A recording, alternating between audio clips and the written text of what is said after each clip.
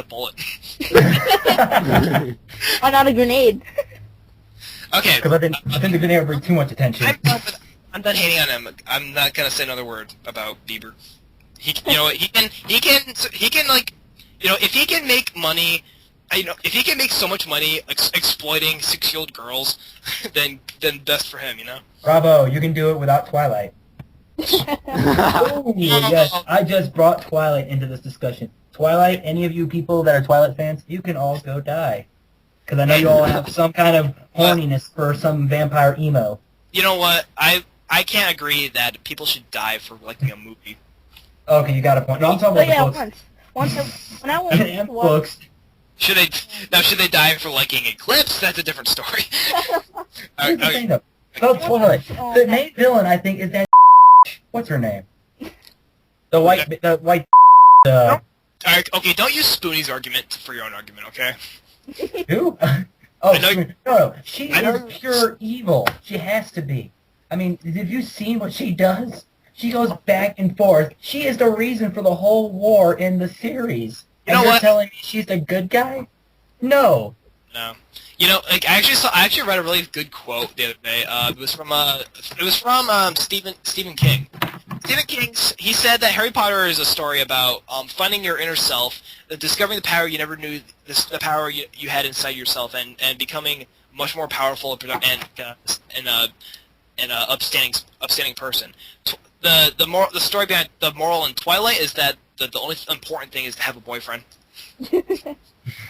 I know, Stephen King hates Twilight with a passion. He said on multiple times. That was an indirect way. He's actually said on legit video and everything how much he despises Twilight.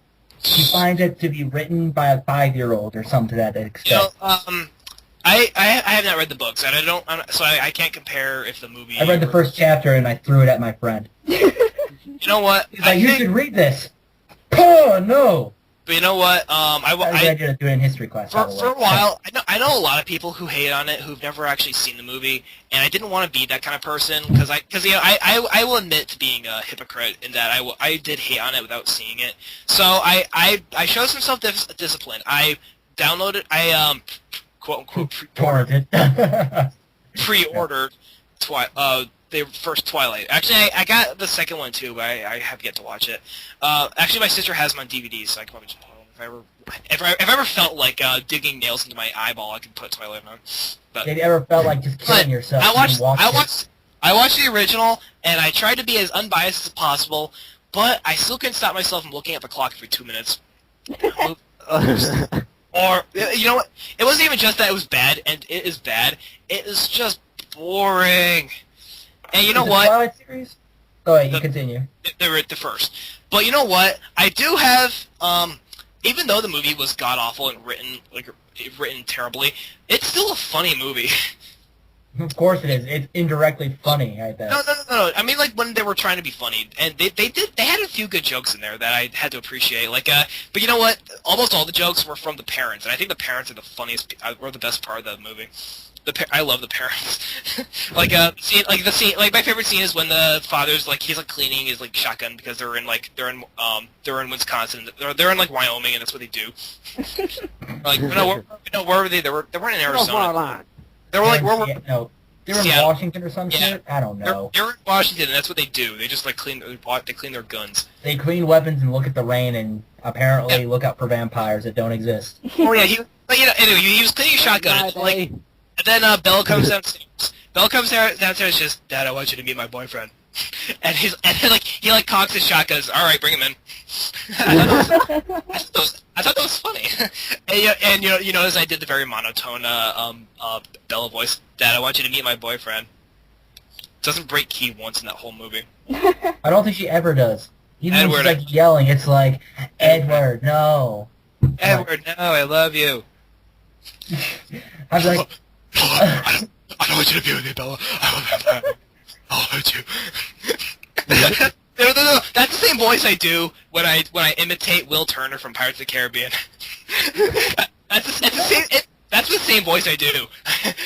The feeling to me is though, Lucky, fucking Twilight, the series, is to me what Lucky Star is for anime. Except Lucky Star was actually good after it fried your brain. Or is Twilight every sequel made you want to kill yourself a little bit more? Lucky Star is an anime to watch if you're high.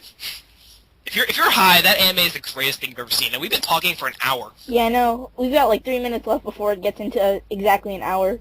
Woo! And how much of it was spent on DBZ? I think maybe 15, 20 minutes. That's a good point. I still think it's a decent. I think this is a very good video to help support the site. Yeah. Okay. Closing thoughts about Dragon Ball Z. Dragon Ball Z was good, even if there was censorship in both. But DBZ, at least the Toonami release, left a lot of what made it DBZ in it. Whereas Kai did remove a bit, but it did have probably the best opening and closer of the anime series anywhere. Taking that opinion. Yeah. I do believe that both of them have a lot going for them, and I think that Kai is mainly its main goal is to bring a new audience into the Dragon Ball Z world, because it's on a kids show, and when it's being backed up by the new Power Rangers show, which is please no. Horse. Oh my eyes. I think all of them are just shit. So I think they really they're appealing to a new audience, and I appreciate and I can appreciate them doing that. Although you know what, knowing me, if I was like their target audience, and I was watching and I saw Kai and I heard the intro, I would still think this intro is douchey. Oh, and I just remember something I wanted to say about Tien. I didn't say it before. When I was little and I didn't know what gay was, I knew that Tien was gay. Before I knew what gay was, I thought, wow, this guy is like a gay, like, Playgirl model. Oh yeah, through the series, when you have a hot woman that has like the equivalent of super depressive, excessive disorder that sneezes and goes from hyperactive to solitude, and she's after you in both personalities, you're like, no, I got to train. There's a little something in there, not right. That's just bipolar disorder. I wanted to say that, but I was like, oh, that's not going to sound good. She's just bipolar. Alright, 50 seconds. Okay, if you're watching this video, come join callhogsanonymous.net. We would love to have you join us and help us promote our site and be very awesome, and we love you all, and if you come join the site, I will make love to each and every one of you individually. I will get my bike shorts on, and I will run to your house. Jediguru, both Grimms, Oblivion. It's Scottish Grimm. Alright, this is much scarier. Okay, we're guys from Call Hogs Anonymous, and we're signing off. Goodbye.